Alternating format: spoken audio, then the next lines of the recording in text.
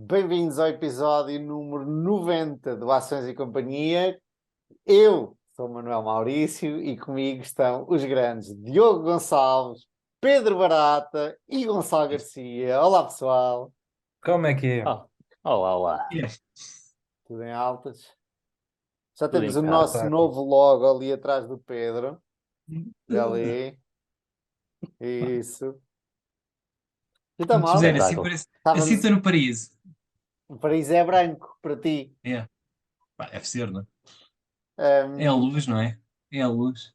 Luís. Olha, Segue a luz. ontem à noite fui jantar com os amigos e estávamos a falar sobre o chat GPT e agora estávamos em off a falar sobre o chat GPT. Eu não entendo nada disso. A única coisa que eu ouvi foi o Diogo no outro dia a dizer que há coisas melhores e agora É. comecei a ver, estava a ver já para aí 20 minutos do podcast de Joe Rogan com o Lex Friedman, que eles começam por falar sobre o chat GPT, mas depois ainda não aprofundaram. Começaram Então, e agora. eu vou falar disso hoje, mano. Pois, Por sugestão do aí! Pedro. É isso, é isso. Pá, Por mas a isso, ideia era mesmo dares aí uma formação, mas explicares como é que Mas mostrares aí aquilo, fazes aí um live.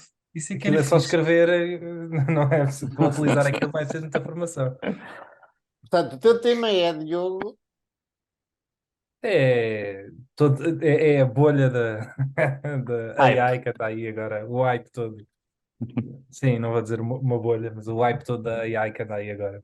Ok, boa, boa. E Já imagina eles passou ser. as cripto, não é? Já passou, agora teve que virar para o outro lado. Diz, Gonçalo, desculpa.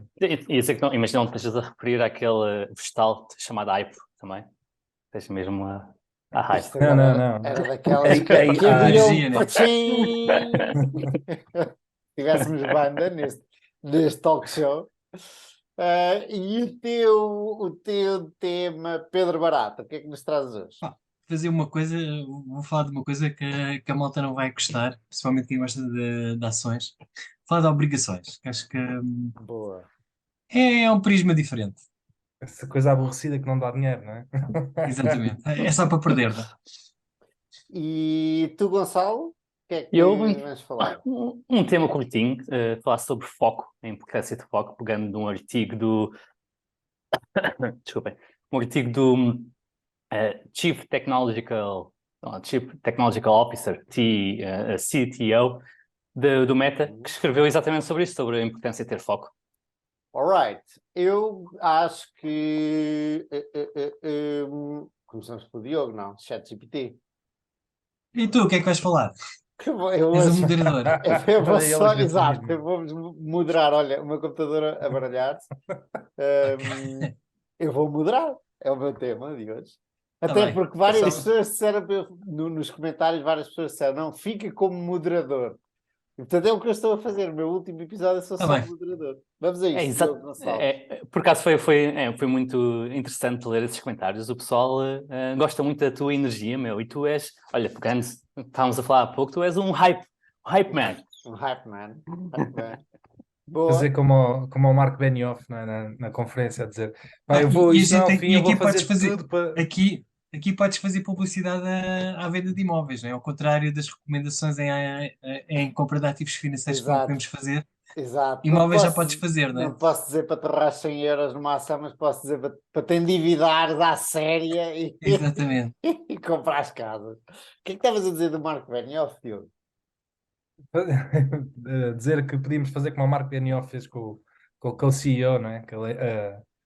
Na conferência a dizer pá, que o CEO se ia embora, o Brett, mas pá, que ele tinha muita pena, mas que não era um fim e que ele ia fazer tudo para mais tarde ou mais cedo voltar a trazê-lo de volta e que, pá, que aquilo era uma perda enorme. Pá, aquilo só viste, só ouvido, na verdade, que aquilo parece um teatro muito efusivo. Pá, eu não tenho dúvidas que ele gosta muito do Brett, pá, mas aquilo parece uma coisa como se uma pessoa tivesse perdido um ente querido, uma coisa que era um acidente. Mas está muito giro. E ele faz assim, fala assim com muito entusiasmo sobre o assunto. E eu estava a dizer que podíamos fazer o mesmo. Vamos a isso, malta. Vamos a isso. ChatGPT. Conta-nos lá o que é o ChatGPT, Diogo. Então, É, assim, porque não é o tema mais badalado nem nada, não é? Agora aí E ninguém sabe, né? em todo lado. Não, é pá, eu, mais do que o chat GPT-3, eu acho que o GPT 3 Estúpido. agora. Um, eu acho que faz sentido tentar perceber, meter as coisas um bocado em contexto. Um, e primeiro, epá, as perguntas normalmente da parte de machine learning e inteligência artificial também fazem muito ao pessoal que é programador. Aí é interessante referir que a maior parte dos programadores não percebe assim tanto ou quase nada do que é machine learning e inteligência artificial.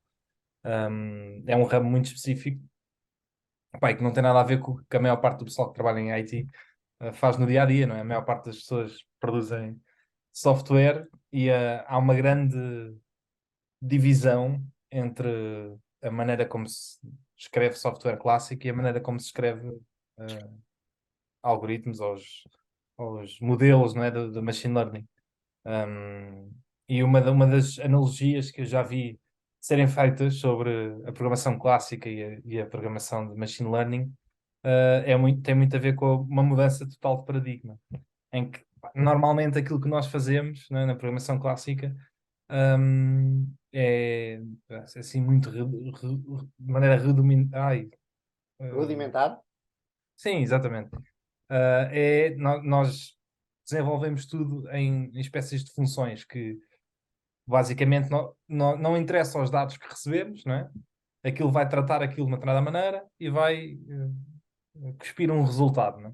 E é algo que é altamente determinístico. Independentemente do que é que tu faças, não é? Se receberes os mesmos dados, vais ter o mesmo output, não é? E é uma coisa em que tu sabes exatamente como é que aquilo funciona, consegues olhar para o funcionamento daquilo e perceber como é que aquilo, consoante os dados X ou Y, não sei o que é que interessa que chegue, tu consegues deterministicamente perceber o que é que vai resultar dali. E aliás, muito do trabalho, às vezes, dos programadores, quando as coisas se tornam muito complexas, né? E que têm muitos anos e com muita gente a trabalhar, é andar lá, não é? A fazer aquilo que nós chamamos de debugging, não é? Por entre o código e tentar perceber porque é que as coisas estão a acontecer como acontecem, mas que aquilo é muito determinístico e dá para, com tempo e paciência, esmiuçar aquilo e perceber tudo como é que a máquina funciona. O machine learning e a parte toda da inteligência artificial viram um bocado a maneira de pensar e a maneira de trabalhar da máquina, em que a maior parte das pessoas que trabalham em machine learning, a maior parte do tempo que perdem é a trabalhar os dados e a ter dados, portanto, é ir buscar os dados certos e a trabalhar os dados de maneira a aquilo estar formatado da maneira certa, labelado, não é? Da maneira certa e no fundo Organizado da maneira certa. exatamente, no fundo é a maior parte do trabalho de uma pessoa que trabalha nessa área é trabalhar os dados e não trabalhar o algoritmo, por Mas espera assim aí, dizer. originalmente houve um algoritmo que foi desenvolvido e depois ele sozinho alimenta só com os dados que lhe dão, é isso? Tipo, Há, como é que há começa? muitos. Ok. Começa com uma visão de. Mas isto eu queria só fazer aqui o panorama, que é a maneira de pensar é completamente diferente. E quem trabalha nesta área, os modelos, não é? A parte do meio, não é? Que recebe os dados e depois dá resultados, passa a ser uma espécie de black box, uma caixa negra em que tu não sabes como é que aquilo funciona lá dentro, ok? Que Ou pelo aquilo vai menos não sozinho, percebes, é isso? ou pelo menos não percebes, não é que tu não sabes como é que aquilo funciona, não consegues inferir, só olhar para aquilo, qual é que é o resultado que ele vai dizer, qual é que é o output que a máquina vai dizer, do que quer que seja, né? Do género, se ele recebe fotografias de mamografias para descobrir se há cancro ou não, né? A máquina vai dizer, eu dou-lhe uma fotografia, ele vai dizer que tem cancro, eu não consigo, olhando para o código, não é? Olhando para aquilo, perceber como é que ele chegou à conclusão que aquela imagem daquela mamografia é um cancro ou não. Uhum. E portanto a maneira de pensar é completamente diferente. Não há um Um, rastro, não há tipo, não consegues, tipo, não há nenhum sítio que fique esse registro como é que está a pensar. não. Uau! É, é assim, efetivamente tu poderias seguir o rastro todo, eventualmente, não é? Mas aquilo não te traria nada de benéfico, não é benéfico para ti tu olhares para aquilo dessa maneira. Ok. E, e efetivamente existem também uma data de malta que trabalha na algoritmia propriamente dita, ou seja, naquilo que nós fazemos com programação clássica, mas são muito poucos e acabam por ser mais investigadores e mais pessoal que desenvolve, lá está, os determinados modelos, que depois são utilizados pela maior parte do pessoal que trabalha em machine learning para treinar os dados. Ou seja, a maior parte das pessoas em machine learning trabalha em dados, não trabalha nos modelos, como nós, os programadores clássicos, e usam modelos que já foram feitos e testados por investigadores e pessoal da área, mas que na verdade são muito poucos que estão nessa vertente. Ou seja, já existem uma data de modelos feitos e eu, consoante o tipo de dados que tenho, eu decido usar um modelo ou outro, não é? E treinar os meus dados, treinar o modelo com os meus dados, para ele eventualmente tomar decisões. E portanto aí entramos nesse âmbito que o desenvolvimento dos modelos é uma coisa muito específica, muito técnica, que envolve conhecimentos quer de matemática, quer de biologia quase, né? Porque a base de muitos deles funcionam como redes neuronais, porque a ideia daquilo é funcionar um bocado como cérebro supostamente se diz que o cérebro funciona, mas que aquilo ainda tem uma camada anterior às árvores neuronais, que se pode ir por aí, que é as árvores de decisão ou árvores bayesianas, aquilo basicamente resumidamente, nós definimos uma data de parâmetros, não é? Aquilo funciona um bocado como o nosso cérebro funciona, como nós tomamos uma decisão sobre um determinado assunto, não é? Em que nós queremos decidir se uma coisa lá está, queremos ver uma fotografia, queremos decidir se aquilo é fotografia de um gato ou não. E nós não pensamos nisso, mas inconscientemente nós temos uma data de parâmetros, não é? Às quais avaliamos para decidir se é um gato ou não. Por exemplo, no nosso cérebro diz assim, se isto tem 2 olhos, não é? É provável que seja um gato, ou é possível que seja um gato, porque um gato tem 2 olhos, não é? Se não tiver, automaticamente excluís, não é? E portanto, tu na verdade fazes uma data de filtros destes, e é assim que eles tentam modelar as redes neuronais, para chegar a uma conclusão. Eles colocas uma data de filtros, não é? E depois dás um peso a cada um dos filtros. Em que há filtros que têm um peso mais importante do que outros que têm um peso menor, e no fim fazes com que aquilo se junte tudo, e se aquilo ultrapassar um determinado valor, dizes para aquilo tomar um sinal positivo, se não, dizes para tomar um sinal negativo. Assume que é um gato. Exato. E depois fazes com que ele treine isto muitas vezes, para ele, esses valores, esses parâmetros de importância de cada uma dessas coisas, ele vai ajustando de maneira a optimizar sozinho, exatamente, se é ou não é. Porque tu lhe disseste várias vezes isto é um gato, isto é um gato, isto é um gato, isto não é um gato, isto é um gato, isto não é. Isto é aquilo que fazíamos, por exemplo, com a cena da Google dos carros, do reCAPTCHA. É totalmente isso, é totalmente isso. E a maior parte dos modelos, há modelos que são melhores para umas coisas, modelos que são melhores para outras, são altamente complexos de perceber como é que funcionam. Mas o que a maior parte do pessoal faz é perceber que tipo de modelos características comuns, não perceber tanto como é que os modelos foram criados, não é? Porque isso acaba por ser muito complexo, mas tentar perceber que tipos de modelos são e quais é que são os modelos que são mais propícios para os meus tipos de dados. E depois o que eu faço a maior parte do tempo, quem trabalha nesta área, é trabalhar dados. É como é que eu posso ir buscar o maior número de dados possíveis, como é que eu posso ir buscar dados que são fidedignos, porque muitas vezes posso estar a alimentar aquilo de dados que não são verdadeiros ou que são biased. Por exemplo, isto agora podemos falar de muita coisa, né? E isso vai fazer com que o modelo fique viciado e que não fique tão bom. Portanto, a maior parte do trabalho é modelar esses dados e é formatar os dados para depois treinar o modelo. Do pouco que eu sei, estava a dizer o Lex Friedman ao Joe Rogan, que agora, especialmente foi a Microsoft que comprou? Foi, não foi? Sim. Não comprou, mas foi um esquema assim. Mas pronto, que agora há uma censura nesse caso do ChatGPT, porque depois a Microsoft não quer, por exemplo, que aquilo te explique, por exemplo, como fazer uma bomba para detonar e matar, porque tu podes realmente chegar lá e perguntar como é que eu faço uma bomba para matar não sei quantas pessoas, e aquilo explicar tudo. E diz que agora começam a aparecer problemas éticos dificílimos, ou como é que eu posso, ele até estava a dar o exemplo, engatar um gajo ou engatar uma gaja, levá-lo para a cama hoje. Isto até certo ponto é normal, não é? Mas pode haver ali um ponto que já deixa de ser normal e Eu- pode. Portanto, há assim um pensamento dos limites do que agora pode fazer, especialmente quando a Big Tech, quando estás a fazer aquilo na garagem, que não se faz numa garagem, mas quando estás a fazer aquilo na garagem, nem te chateias muito com isso. Agora, quando a Big Tech entra na coisa e depois leva com as regulações e com tudo isso, tem que começar a Yeah. controlar a coisa, que pelos vistos não é assim tão fácil. Aqui a questão é, eu acho que a grande mudança, porque está aqui vários problemas nisto. Eu acho que a grande mudança de paradigma é que normalmente esses tipos de modelos, ou este tipo de inteligência artificial que nós chamamos de programas, acaba por de um ponto de vista mais global, acabamos de chamar a tudo isto inteligência artificial, quando nós, em vez de queremos coisas determinísticas, estamos a lidar com coisas que não é possível saber com 100% de certeza se é uma coisa ou outra.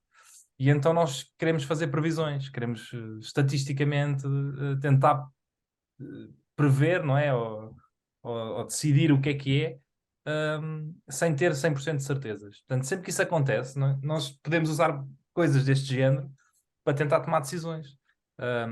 E nós usamos estes modelos e treinamos estes modelos para tomar decisões da mesma maneira que quase como nós tomamos, sem saber que eles, obviamente, nunca vão ser 100% certos, mas que também não interessa que sejam, desde que sejam melhores do que o humano, Nós. não é? A tomar decisões, acho que devem ser utilizados. Portanto, a maior parte da inteligência artificial é usada para tomar decisões em que tu não podes ter 100% de certeza se uma coisa é uma coisa ou é outra. Uhum. Portanto, isto tem uma infinidade de aplicações e isto hoje em dia não é de agora, isto já é usado em áreas infindáveis. E agora tem havido muito hype, não é? Com o ChatGPT-3, que é um tipo de modelo que eles chamam de Large Language Model. Lá está, são tipos de modelos específicos. E tem havido, lá está, um hype muito grande num tipo de modelo que eu acho que, ou num tipo de coisa que eu acho que nem é assim das maiores aplicações, não é? Eu não consigo, até hoje, não consigo de uma maneira. Bem, eu consigo ver várias aplicações daquilo, mas eu não acho que uma aplicação que seja válida que tenha assim, que venha a ser muito revolucionária, é eu poder, lá está, tipo, perguntar-lhe coisas e ele dar-me respostas. Ahm, eu não vejo. Não sei, quer dizer, desculpa estar a interromper, mas para um leigo, para um não programador, pá, acho que é uma vantagem brutal, mano. Se souber extrair Yeah. os dados, se souber se extrair os dados, e a questão acho que passa por aí, hum, acaba por ser uma vantagem brutal. É interessante falares nisso porque eu uso, e nós como programadores, a maior parte do hype que houve relacionado com isso teve a ver com uma versão que não é do chat GP3, mas que utiliza o mesmo modelo, treinado com outros tipos de dados, para me ajudar a programar. E o software chama-se GitHub Copilot, não é?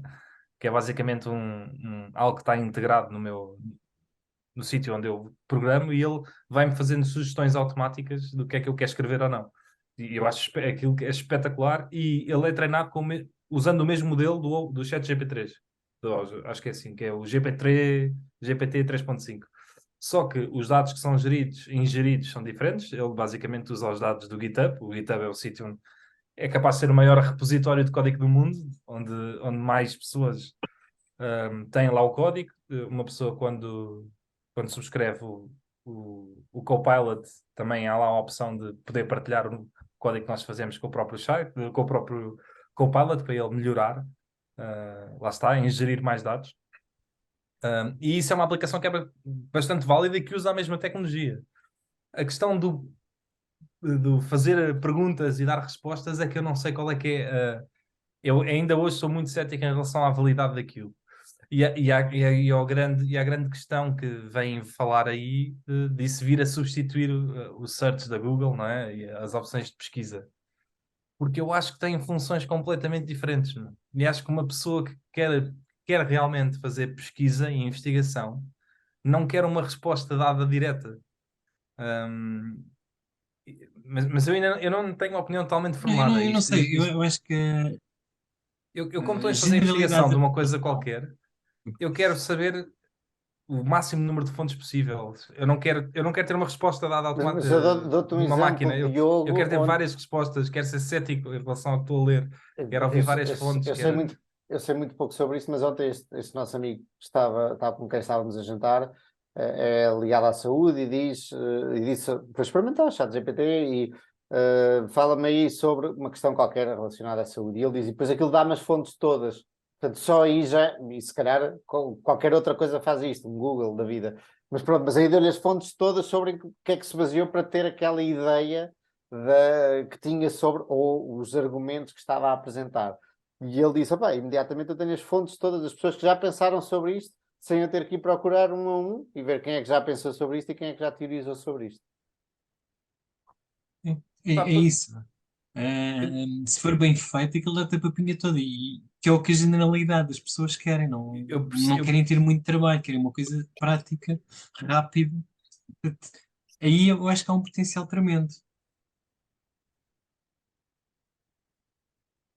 Não se está a vídeo. Acho Não isso. está a ver, Diogo. Chegaste atrás, deves ter desligado os fones ou assim. não, Pá, acho que eu não. sou o Ah, único que não esse, tem fones, pá. Eu sou o único. A Já minha se está a neta é que ouvir. se calhar, a minha neta é que pode, parece que está a falhar, se calhar. Tá. Também se nota.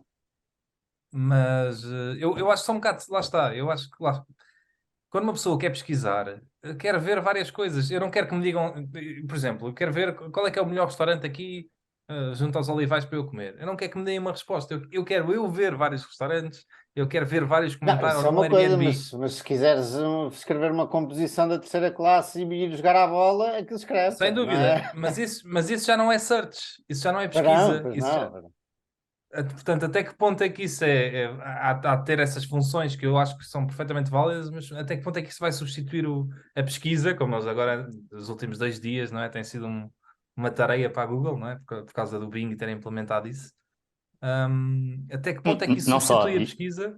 E a Google anunciou o Bard, que não correu assim propriamente bem. Sim, sim, sim. Eu aí já sou um bocado cético. Eu acho que não vai substituir a pesquisa, porque acho que a pesquisa é mesmo.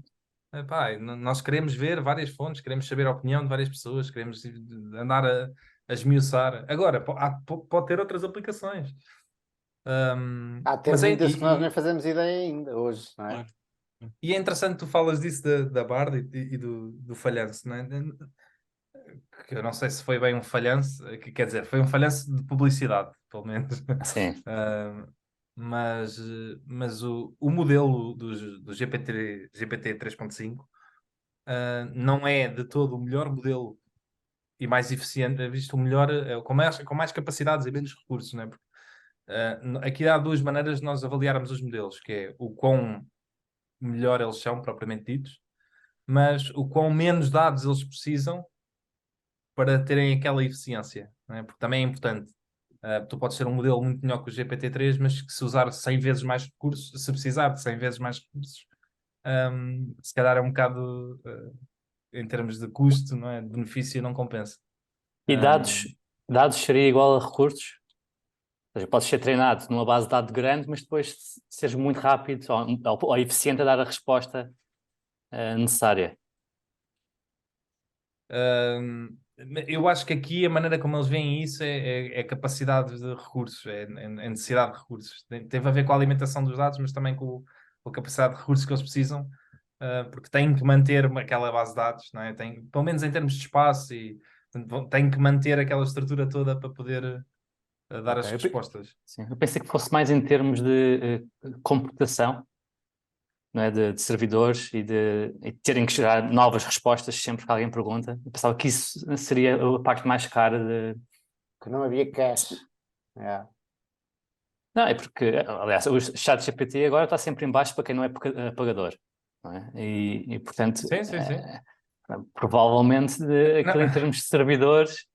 Aliás, isso até é outra questão também interessante, que é eu acho que este tipo de sistemas, isto é bom para os hyperscalers, não é? É bom, quer dizer, acaba por ser bom para a Microsoft, para a Google e para a Amazon, porque quanto mais isto for utilizado, isto mais Mais recursos. do cloud, não é?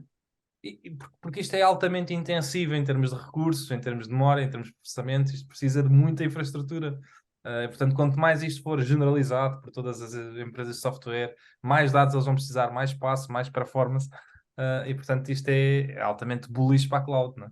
Como é que isto, e sem querer agora cortar aí teu raciocínio, Diogo, eu estava agora a pensar no Jim Simons, não é? O tipo que tem os retornos brutais, que foi dando sinaizinhos, não é? Segundo aquilo que se especula, porque ninguém sabe como é que o gajo tem os retornos que tem, como é que isto pode entrar numa estratégia quant e como é que isto pode eventualmente trazer muitos Sim, sim. retornos em bolsa ou em investimentos. Aliás, as estratégias quantos normalmente já são estratégias de AI, não é? Já têm AI à mistura, muitas delas. Se calhar nem todos, não é? Alguns preferem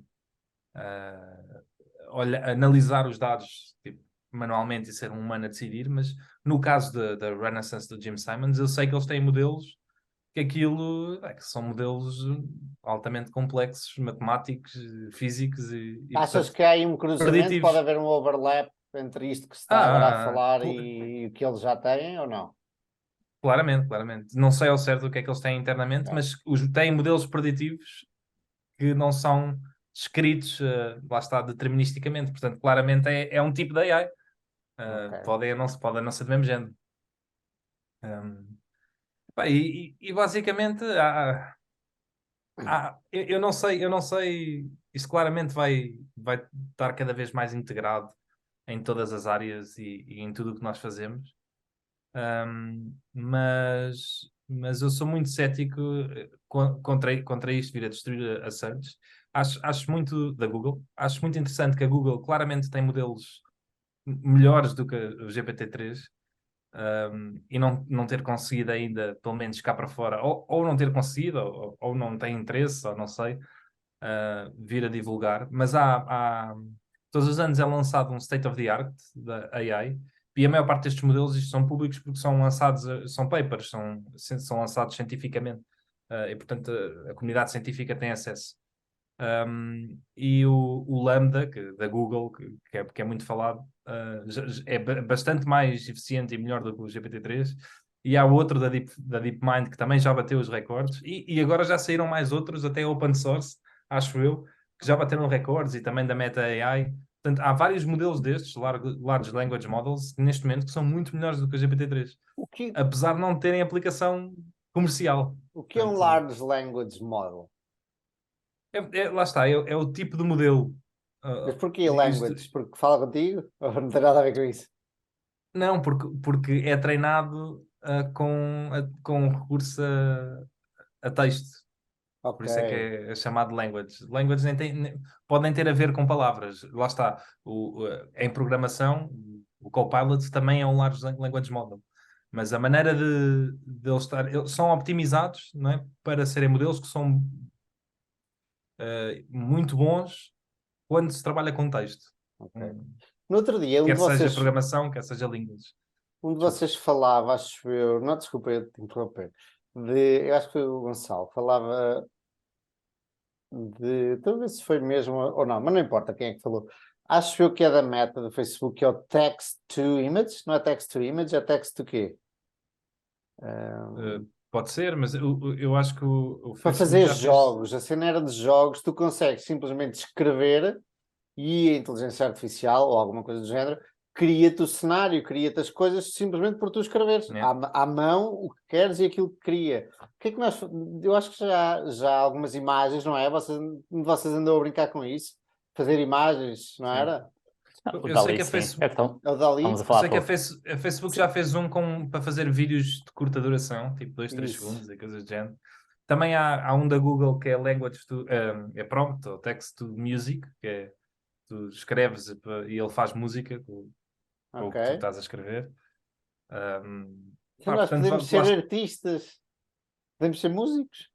Sim. Ah? sem dúvida, sem dúvida. E já se viu também, já vi vídeos de pessoal que escreveu e pôs o Tom Cruise a dizer qualquer coisa.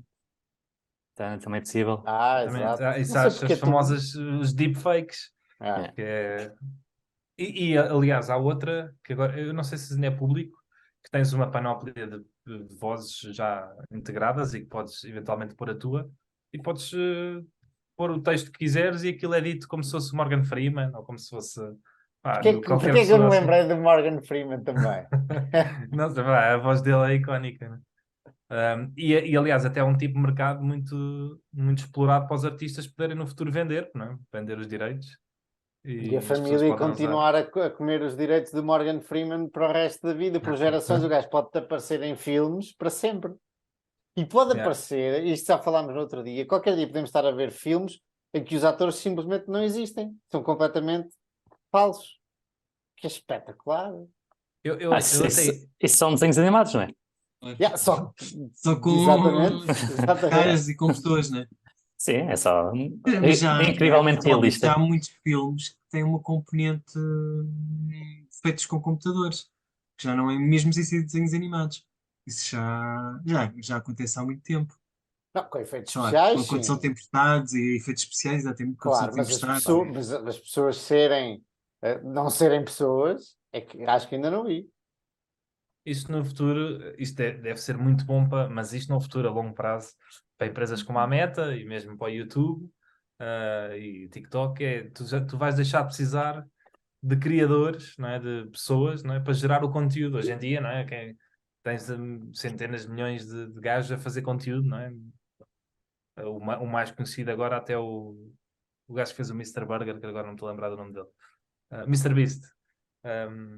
E eu acho que mas isso vai demorar ainda 10 anos, as empresas como a Meta nem precisam dessas pessoas, os conteúdos do Reels é gerado por AI automaticamente e as pessoas vão estar a papar o conteúdo todo e aquilo ainda vai ser melhor do que qualquer conteúdo gerado Yeah. por humanos. O que eu Vai sei, ser exatamente apurado para ser viral ao máximo. Mas eu acho que mais relevante do que a Meta seria aquelas empresas tipo Disney e Netflix que realmente gastam rios de dinheiro em conteúdo e que isso faz muita diferença para a sua margem Sim, agora operacional. se isso Porque o será conteúdo da Meta bom ou é. mau para eles. Pois, mas para a Meta, em termos de custo, não é assim muito diferente. Há alguma partilha de receitas de publicidade com os utilizadores, mas não é material. Para a Netflix, sim. Mas sim, lá está. Pois os efeitos de segunda ordem são um bocadinho difíceis de prever, yeah. porque de repente deixa de haver economias de escala. E fica muito mais fácil produzir um novo filme, algo que seja altamente apetecível de ser visto. Vai ser um novo mundo, era como há uns anos atrás, estou a lembrar-me da música. O facto de tu ter sintetizadores eletrónicos e no computador e tudo permitiu que toda a gente pudesse fazer música e tu podes criar uma orquestra e tocar uma orquestra no computador. E hoje isso parece básico, não é? A quantidade de possibilidades que isto vai permitir ainda hoje nós não conseguimos pensar nela. Tu comentaste qualquer coisa, Diogo? Ou seja, Quando? agora mesmo, antes vocês falaram da Disney, o Pedro falou de Netflix e tal, ia ter qualquer coisa, esqueci. Tu esqueceste alguma coisa, pá. Olha, Olha! É normal, né? Isso é normal. Mas é Não. muito isto, olha, eu acabo com uma coisa que eu descobri há pouco tempo, que pertence à Google, lá está, mas que é uma empresa muito pequenina, mas que parece-me ser uma espécie de GitHub para a inteligência artificial. Ou seja, normalmente o GitHub ou o GitLab são os mais usados, é onde as pessoas têm o repositório todo do código que fazem e querem guardar aquilo na cloud, não é? Por assim dizer, e aceder e partilhar com outras pessoas.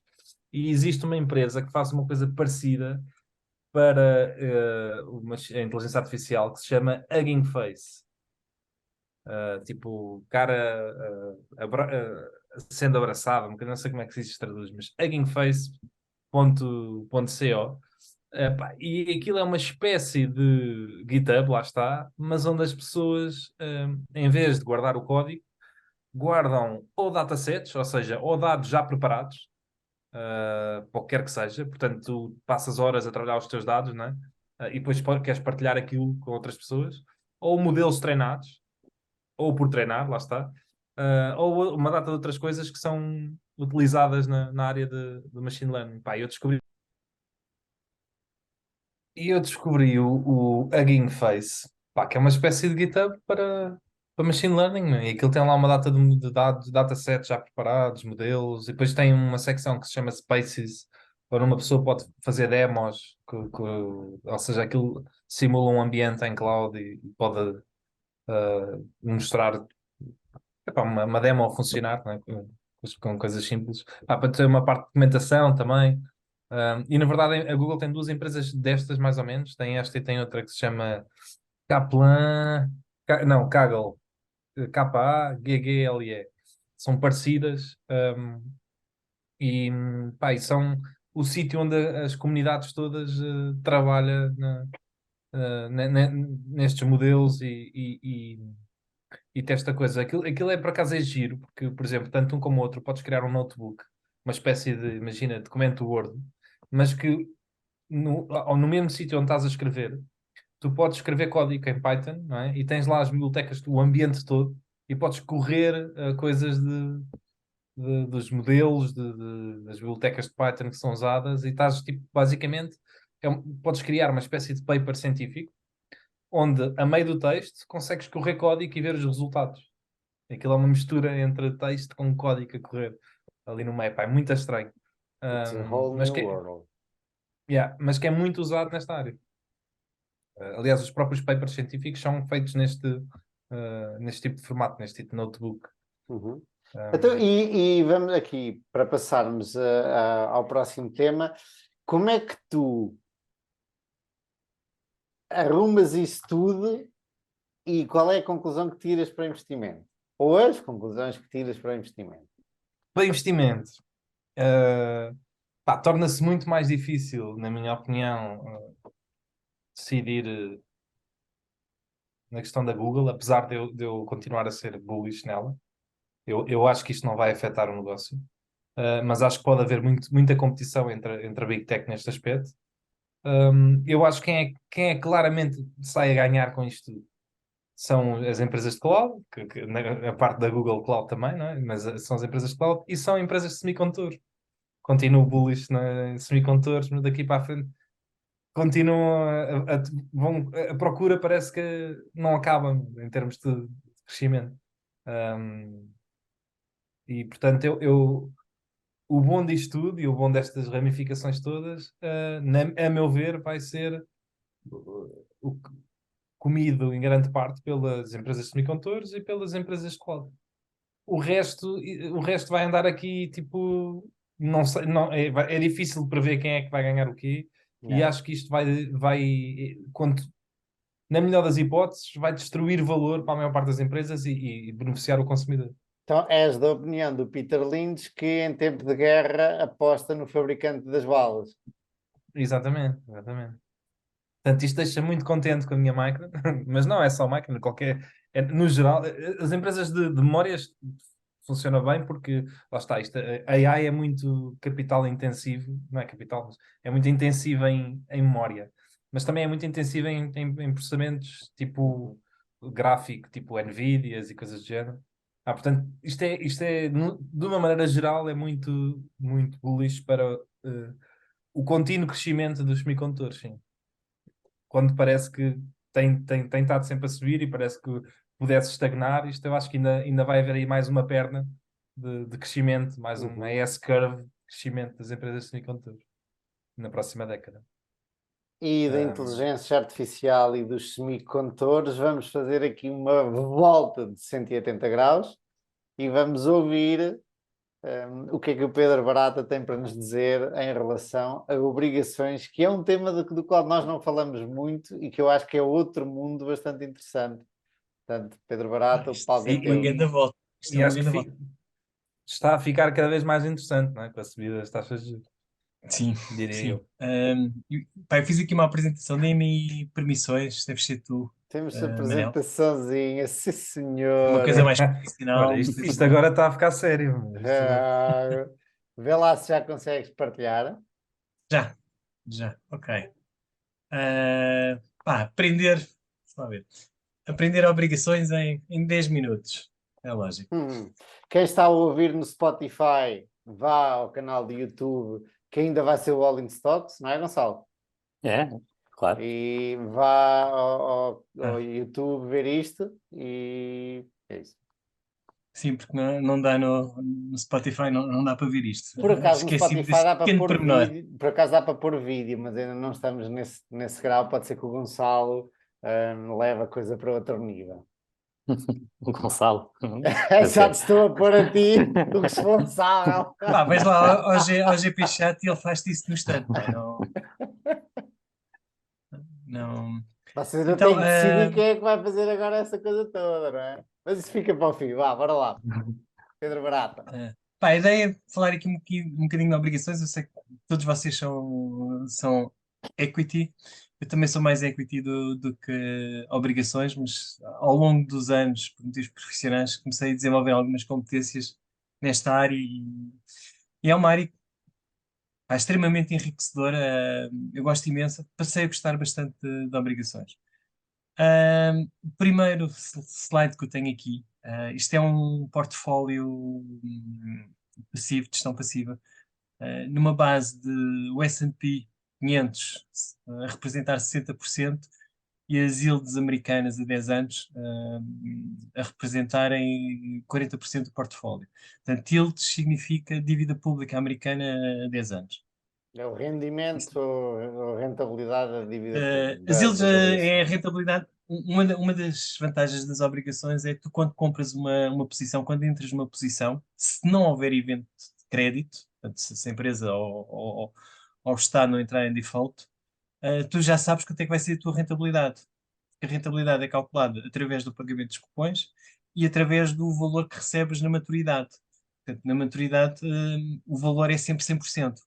Podes comprar desconto, se comprares o desconto é abaixo dos 100, e nesse caso a tua yield vai ser superior à do cupão, ou então podes comprar acima do par, acima dos 100, e depois, entre aspas, aquilo desvaloriza, se fores até à maturidade, podes vender antes, claro. Mas se fores até à maturidade, e depois eventualmente o teu ganho será a parte do cupão, portanto, que compensa a eventual desvalorização. Pedro, desculpa interromper-te só para as pessoas que nos ouvem que não sabem o que são obrigações. Enquanto as ações, uma pessoa quando compra uma ação compra a participação no chamado capital da empresa, torna-se um sócio da empresa para o bem e para o mal e não sabe exatamente aquilo que tu disseste, não sabe quais são os retornos que vai ter à partida. Se o negócio correr bem, à partida vai ter bons retornos, se o negócio correr mal, à partida vai ter maus retornos. Uma obrigação é dívida. Portanto, uma pessoa está a emprestar à empresa ou ao governo, está a emprestar dinheiro quando compra uma obrigação, está a emprestar dinheiro à empresa. E a empresa garante à partida, e o governo, ou o Estado, que vai dar esse cupão todos os meses. Na verdade, não é todos os meses, mas há várias modalidades, todos os 6 meses, todos os anos. Semestral, sim. Exatamente. E- Pronto, isto era só E para depois, fazer na um verdade, beabá também, das obrigações. Sim, na verdade, depois também há aqui coisas mistas e híbridas, não é? sim, Sim, mas mas, vamos mas devagarinho. o normal nas obrigações, portanto, o emitente tem um determinado prazo, 3 anos, 5 anos, 10 anos, ou até mais curtos, ah, paga um cupão, que normalmente é um valor fixo, também pode ser variável, portanto, indexado, um indexante, Euribor, na Europa, mas normalmente são fixos. E depois, na maturidade, garante que reembolsa a totalidade do valor que recebeu. Isto faz muito sentido, por exemplo, imagine uma empresa que precisa fazer um investimento grande em CAPEX, por exemplo, ou quando são compras, quando há um projeto de comprar um concorrente ou algo assim, muitas vezes as empresas recorrem à dívida para se financiarem. O próprios Estados, né? E já vamos ver mais à frente, a dívida pública portuguesa. Há uns anos atrás falava-se do potencial default e as implicações que teve quando fomos invadidos pela Troika. Ahm, Não fomos mas salvos aqui, pela Troika? primeiro fomos invadidos, depois fomos salvos, não é? Agora, aqui o que eu queria mostrar nesta tabela, eu acho que esta tabela é espetacular. Isto não fui eu que preparei, nem pouco mais ou menos, foi este Charlie Bilello. Isto tem, portanto, o tal portfólio passivo do S&P 500, 60%, das yields americanas, da dívida pública americana há 10 anos, 40%. Isto é a rentabilidade desde 1928. Primeira coisa, o ano de 2022 foi um ano horrível para quem é gestor de portfólios em termos profissionais, porque o mercado de ações caiu, como todos sabem, uh, caiu bastante, mas nem foi dos piores anos. Portanto, se virem aqui, há anos que ainda foram piores, mas acima de tudo foi a componente das obrigações que caiu e caiu muito. Foi o pior ano de sempre em termos de obrigações se usasse uma estratégia como esta. E esta estratégia é muito comum nos americanos. Portanto, há muita gente que estão passiva de longo prazo que tem uma estratégia destas. Pode ter, se calhar, não tanto em ações, pode ter mais em ações, menos em ações, mas há muita gente que faz esta estratégia optando por uma perspectiva passiva. Agora, se olharem para vários anos, existe uma correlação negativa entre ações e obrigações. O que é que isto quer dizer? Quando as ações têm um ano mau, normalmente as obrigações têm um ano bom. Porquê? Quando as ações têm um ano mau, é porque pode ser porque a economia está-se a contrair, está com problemas, recessões.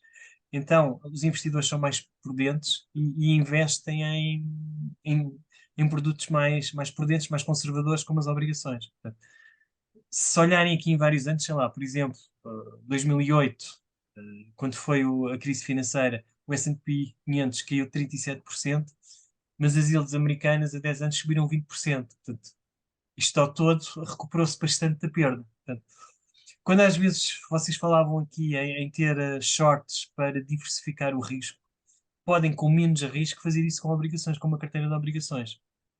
E não tem aquele problema quando está short, que aquilo pode ir ao mundo, pode ir à lua e estamos ali a levar porrada. Nas obrigações isso não acontece. E depois também acontece, em muitos anos. Posso só dizer aqui uma coisa? O único problema é que nos últimos anos, não é?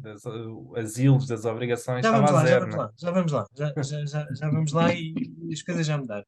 Ah, Agora, podem ver também, portanto, para além desta correlação negativa, vão ver que há aqui vários anos em que houve uma correlação positiva, mas favorável. Ou seja, o mercado de ações esteve positivo e as obrigações também tiveram. Pá, sei lá, nos últimos anos, 2010, 2011, 2012, 2013 não, 2014, 2015, isto também acontece muito. O que aconteceu de errado em 2022, já vamos ver, porque é exatamente isso que tu disseste. O que aconteceu entre 2009 e 2021, mais ou menos 2021, foi que os bancos centrais, como sabem, tiveram a injetar muita liquidez no mercado financeiro. E o que é que eles fizeram? Compraram títulos de dívida, obrigações. E isto fez com que houvesse uma bolha nas obrigações. Portanto, isto aqui é o gráfico das yields americanas a 10 anos. Pá, e se virem, portanto, os dois pontos a vermelho é a variação que ocorreu em 2022, em que isto teve quase em mínimos de 10 anos, porque não é bem verdade, mas é quase, e chegou a máximos de 10 anos. Portanto, quando as yields estão a subir, a lógica é sempre a mesma. Quando as yields estão a subir, o preço está a baixar. Portanto, o preço baixa, eu compro mais barato, tenho uma rentabilidade potencial maior. Portanto, este movimento brusco, em que passas de valores negativos, nos casos americanos não, mas, por exemplo, aqui nas ilhas alemãs, começaste o ano com menos 0,3, portanto, e estavam a maior parte dos países europeus, estavam com yields negativas. Portanto, se olhares, por exemplo, para as yields a 5 anos ou a 1 ano, então as yields ainda eram mais negativas, o risco é menor. E no espaço de um ano, quer dizer, foste para máximos. E foi este movimento abrupto, portanto, isto foi uma bolha. Foram lá com o alfinete e a bolha estourou. O alfinete foi o problema da inflação e a necessidade de subir as taxas de juros. E foi isto que fez com que tenhas tido um ano tão mau, em termos de obrigações. Portanto, foi um ano horrível. Foi por isso que eu comecei a conversa, a dizer que o ano, para quem é gestor profissional, foi horrível. Foi mesmo horrível. Tu, numa componente mais defensiva, como as obrigações, não estás à espera de perder 16,5%. Opa, mas Explicar espera aí, isto. espera aí, não seria de esperar, por exemplo, que no outro dia até estávamos, acho que foi o Gonçalo, até partilhou, qualquer coisa do Gary Michuris. Eu já há, pá, há 2 anos que vejo o Gary Michuris a dizer há uma bolha nas obrigações, vamos é Sim, shortar sim, sim. obrigações. A bolha, repara, E a bolha correu-lhe já bem. existia, a bolha já, desde que as yields estavam em terreno negativo, já estavam para aí há uns 3 ou 4 anos, já se sabia que a bolha ia arrebentar. Agora, pensava-se que ia arrebentar de uma forma suave, portanto, porque não havia um problema de inflação. Portanto, isto estava, entre aspas, estava mais ou menos Não, mas o que eu controlado. te pergunto é, um gestor profissional, que eu não sou, e neste caso tu és, mas não falando especificamente de ti, no geral, porquê que um gestor profissional havia ter 40% do portfólio em obrigações, Já, quando se via já quase vais ver, já vais claramente ver. que era uma Já, bolha? isso é uma pergunta. Tina, Para não já, é? para já. Diz? ah, Tina, there is no alternative. sim, exatamente, Alternative. exatamente. Essa é a melhor resposta. É a mentalidade, Tina. Porque tu quando geres o dinheiro, tens um mandato. E o mandato, agora falando de forma simplificada, pede para seres conservador, pede para seres balanceado ou pede para seres agressivo. Se fores conservador, portanto, se o mandato disser que queres pouco risco, não queres perder muito, tu não podes estar 100% em ações, nem pouco mais ou menos. Se calhar a tua Ui, tu exposição a ações agora é para aí 10 vieste ou aqui 20%. meter no ninho de cobras, Pedro Eu, eu, Barata! eu, eu percebo, mas discordo totalmente. Isso não é Tudo bem, tudo conservador, bem, é tudo bem. convencional. Já dizia o nosso Warren Buffett, tu não estás a Epá, conservar aí capital nenhum. recomendo a fazeres o CFA, aí recomendo e depois Opa! discutir. Eu também te Ah, posso dizer que ser conservador pode ser estar totalmente em obrigações. Isto depende sempre não, do não, não, preço. não, mas também não é. Mas repara, obrigações também. Uma coisa é estarmos a falar obrigações a 20 anos há yields, outra coisa é estarmos a falar de dívida pública AAA da Alemanha. Portanto, imagina, seguradoras e fundos de pensões são mesmo obrigados a investir só em AAA ou investment grade ou whatever. E isso foram Algumas, não é? muito. Algumas não. Sim, Tipo, a também estou a Berkshire falar não genericamente. precisa. Está bem, mas fundos de Mas pensões sim. com determinados mandatos, com determinadas E restrições. acho que a Europa é mais regulada nesse aspecto do que os seguros e os fundos de pensões nos Ah, Estados Unidos. sim, não conhecendo a legislação americana, provavelmente. Mas pá, o facto paradoxal de termos visto as yields europeias negativas com valores de zero e institucionais a terem que comprar, porque os mandatos obrigavam aquilo. Mas, e agora? Isto é um dos mapas mais importantes para um analista de obrigações, Yield Curve, portanto, já ouviram falar? Uhum. Vocês já ouviram falar? Portanto, Sim, pronto. está aqui a alemã e do lado esquerdo está a americana. Portanto, a ideia é, portanto, em baixo é o tempo, portanto, o fator tempo, portanto, começa em um mês e acaba em 30 anos, e depois a yield. E olharem para aqui, portanto, fazer aqui uma pergunta. O Gonçalo acho que não vale a pena, mas vocês os dois, Manel e Diogo, se tivessem que investir, olhando para as yields americanas, vamos olhar só para as americanas. Portanto, isto, o que é isto? Imagina, 6 meses tens uma yield de quase 5%, é 4 qualquer coisa, 4,90. A 10 anos estás com 3,6% de yield. Portanto, yield, repito, é a rentabilidade anual que tu vais ter quando investes hoje. Que já sabes quanto é que o cupão Ah, vai valer no fim, sabes quanto é que o cupão vale e sabes quanto é que vais receber no fim. E se levares até à maturidade. Portanto, se olharem para este yield curve, onde é que vocês investiam? Portanto, olharem aqui para a americana. 6 meses, um ano. A curto prazo, sim. Claro. Manel, também? A mesma coisa. Sim, é o mais óbvio, não é? E isto aqui, portanto, olharem para isto, as yields estão completamente invertidas. A yield curve está completamente invertida. É por isso que se diz que os mercados dizem que estão a aceitar que vai haver uma recessão a curto prazo, tanto nos Estados Unidos como na Europa. Porque, em termos de risco, em termos conceptuais, o normal é as yields de curto prazo estarem mais baixas, se calhar estarem, por exemplo, aqui em 3, 2%, whatever, e depois, à medida que o tempo vai passando, portanto, à medida que o termo das obrigações aumenta, o risco é maior. E então, isto devia estar a subir. Portanto, as yields de curto prazo deviam ser mais baixas e as de longo prazo mais altas. Isto é o normal. É quando a economia está a crescer, está mais risco quando os preços são maiores. Aqui está invertido. O estar invertido é a ascensão. Os mercados acham que vai haver aqui uma recessão. E ao haver uma recessão, estão a apontar mais ou menos para daqui a um ano, mais ou menos a americana, que vai obrigar a uma inversão da política monetária dos bancos centrais. Que, portanto, os mercados acham que vai acontecer recessão e depois os bancos centrais vão ter que deixar de subir taxas de juros e começar a baixá-las. Daí, Porque é que isto acontece em termos práticos, não é? Quer dizer, há mais procura nas obrigações a longo prazo? Porquê? Não. Tem tudo a ver com não há mais expectativas, não é? exatamente, tem a ver com expectativas. Eu acho que fazes aí um salto, para mim não é óbvio, que implica haver recessão. O que para mim é É o mais que os óbvio mercados é que dizem, é o que os mercados dizem, não estou a dizer que vai Não, haver, é o o que que os mercados acreditam. o que os mercados acreditam é que as taxas de juros no futuro vão ser mais baixas. Isso não quer dizer. O salto que estás a fazer é assumir que isso coincide Que com uma isso, recessão. sim, Pode mas só, pelo pode menos, ser. ok, a lógica é que como os mercados assumem que daqui a um ano as taxas vão estar Ok. mais baixas, significa que os bancos centrais vão ter que reverter a política monetária Ou, e deixa de ou ser seja, se eu comprasse a curto contracionista. prazo, o que ia acontecer é que eu daqui a um ano ia apanhar com taxas ainda mais baixas e, portanto, compensava-me Sim, agora já comprar mais Sim, longo prazo. sim. podia ser. É. Podia ser, por exemplo, uma estratégia que Mas, quis fazer aqui, mas os uma bancos centrais, estratégia. desculpa, só para concluir, os bancos centrais podem cortar as taxas só sem haver recessão, controlando a inflação. Sim, sim, sim, podem fazer isso, mas para fazer. Sim, exatamente, podem fazer isso.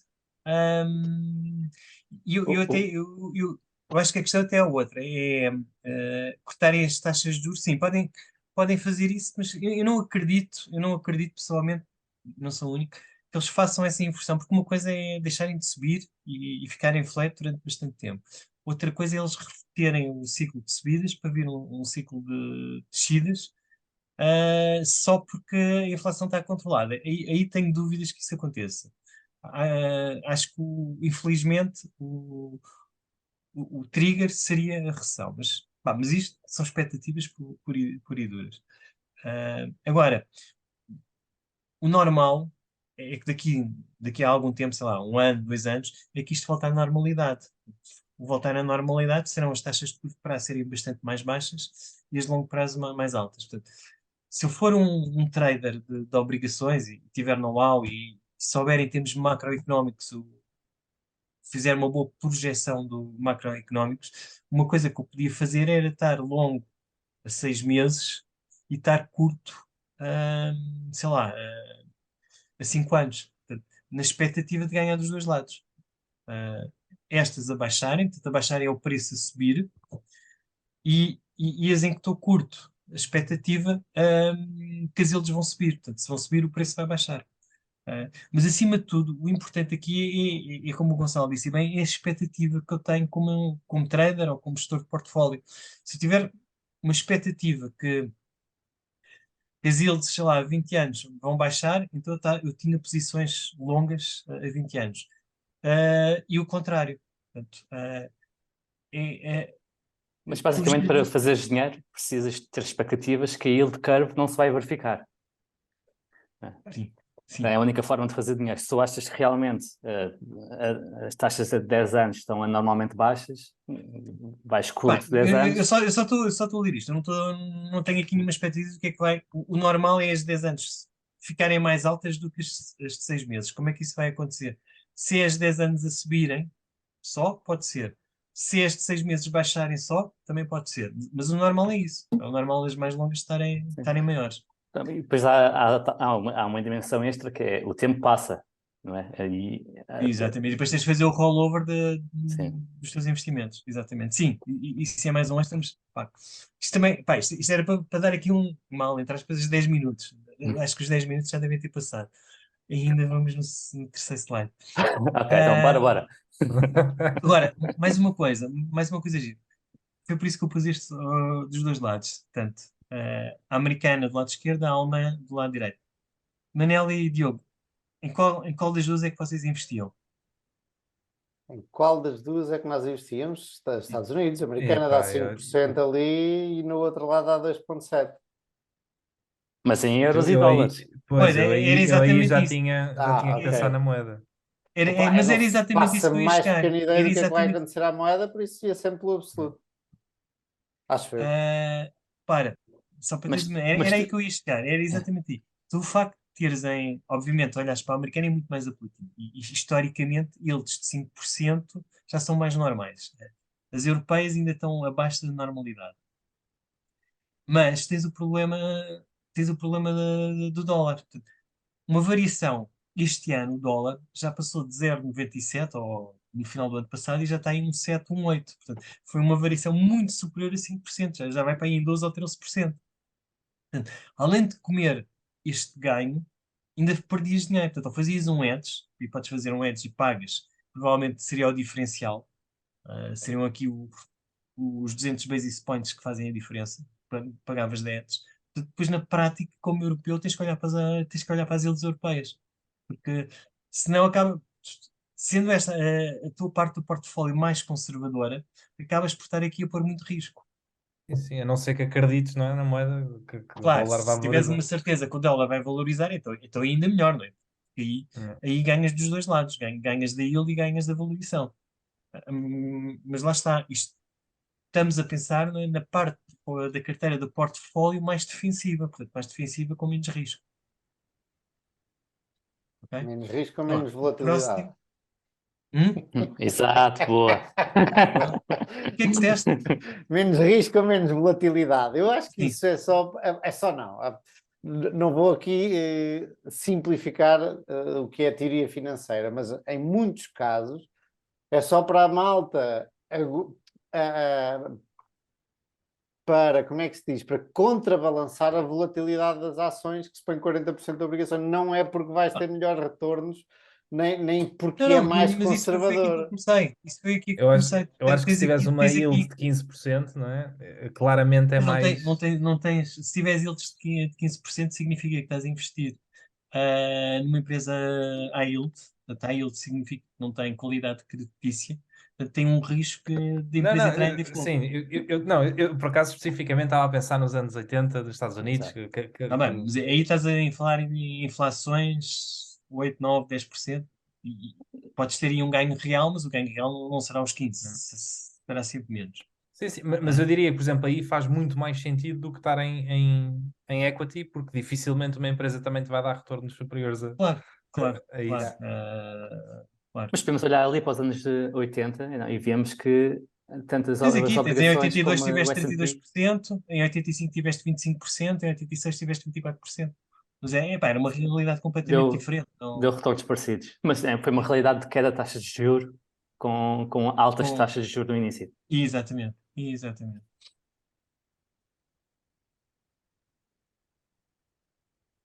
Agora, o que eu queria mostrar, portanto, outra análise que se faz. Isto aqui são três yields também a 10 anos.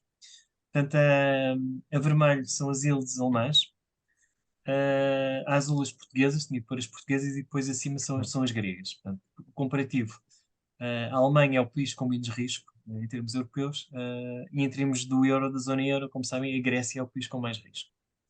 Portanto, em baixo estão datas desde 2016 e depois do lado esquerdo as yields.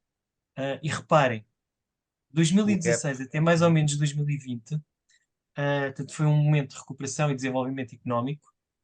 As yields, portanto, a diferença, e diz que é o spread entre a dívida pública alemã e a grega, portanto, este spread é esta diferença. E o spread foi encolhendo. Portanto, à medida que vais havendo boas notícias, desenvolvimento económico, há mais apetência para se investir em produtos de risco. Portanto, a Grécia tem mais risco do que a Alemanha. E vês, ao longo destes 5 anos, mais ou menos, o risco sempre a baixar. Obviamente que aqui também o Banco Central Europeu teve a comprar dívida, portanto, e teve aqui a manipular também um bocadinho, mas depois o giro é que agora, quando houve esta inversão das yields, portanto, das subidas das yields, a partir do ano passado, e estão as três a subir, o spread continua, não alargou. Portanto, o spread não alargou, e isto só tem uma explicação possível, que é o Banco Central Europeu está a proteger as dívidas públicas da zona euro, portanto, da Grécia, de Itália, de Espanha, de Portugal. Porque o normal era a dívida grega e também a portuguesa alargarem o spread como estava aqui a acontecer em 2016 e anos anteriores. O que é que isto pode dizer? Se por acaso, não vai acontecer, mas se por acaso o Banco Central não tivesse a proteger e a comprar a dívida pública grega, pá, provavelmente a dívida pública grega começava em termos de preço a cair e as yields a subir. Algum comentário aqui? Eu Não, estou a gostar muito de dados. eu também, eu também. Vai Isto, ser isto fixe. claramente mudou de nível, né? Eu, Ótimo. eu ia dizer que, por exemplo, lá está. Obviamente que, por exemplo, o ano de 2016 ou 2017 era altamente instável em termos políticos e não se sabia o que havia de acontecer, mas foi claramente um bom investimento para quem comprou dívida Sim. grega, por exemplo. Sim, sim, sim, sim, sim, sim. Porque a Troika saiu de lá, salvo erro. Pá, deve ter sido aqui neste pico. Agora também não sei a história grega, mas deve ter sido neste pico ainda em 2016. Daí ela ter chegado quase aos 11%. E a partir daí começou a convergir para as outras dívidas. Bem, finalmente, the last but not least, o último que eu tenho aqui, o último gráfico, é outra análise que se faz, que é, neste caso, em termos de investimento face à dívida pública, portanto, Estados Unidos, comparamos investment grade. O que é um investment grade? É empresas com rating, portanto, acima do triple B ou acima, ou então a yield. Portanto, a yield são aquilo que se chama empresas arriscadas, que a probabilidade de default é maior. E sempre, portanto, aqui eu vou simplificar isto.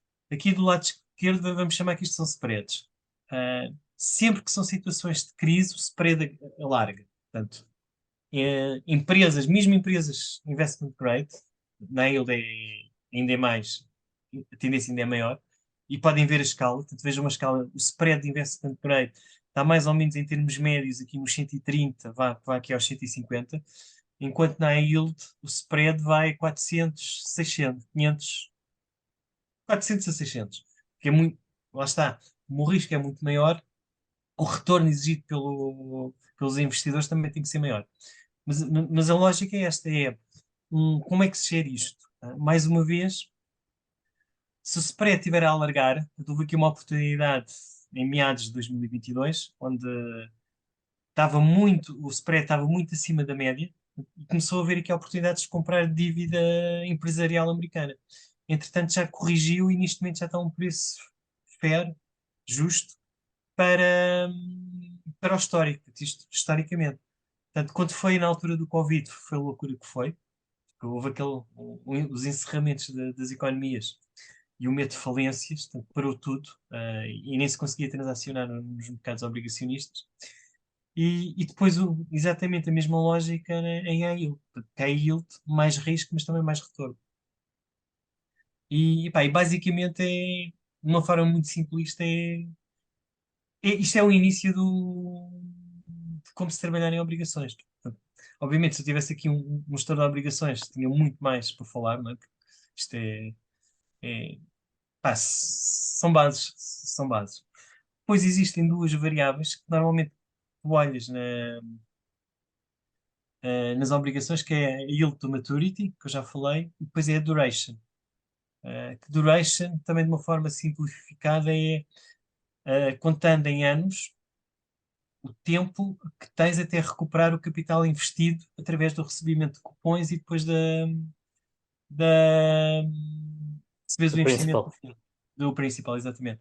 Portanto, se for uma duration de 5 anos, significa que vais receber o teu investimento em 5 anos. Obviamente, quanto mais mais alta for a duration, maior o risco. Exatamente, maior o risco, porque demora mais a receberes o retorno, portanto, podes exigir uma yield maior. E pronto, acho que já foram os meus 15 minutos de fama. Duas perguntas assim práticas. Força. Pá, porque eu nunca comprei obrigações, não é? Em termos de liquidez, mas está a ser um mercado que ainda é mais líquido, pelo menos obrigações de tesouro, não é? Depende. Podemos Os outros sons despartilhar. têm liquidez. Pedro, queres despartilhar a tela? Claro que sim, claro que sim. Ok, já está. Bem, isto tem liquidez. especialmente se forem dívida pública, principalmente também se estivermos a olhar para a Europa, não para Portugal, Portugal é diferente, e Estados Unidos. Agora aqui a grande questão, para um investidor de retalho, tem aqui um grande problema, é que tu se quiseres ter uma componente de obrigações, não te interessa só investir numa ou duas obrigações. E há aqui uma questão, muitas emissões têm valores nominais de 50 mil euros. Portanto, ou tens um portfólio grande, significativo, ou então, uh, ou então não faz muito sentido só te inscreveres numa ou duas.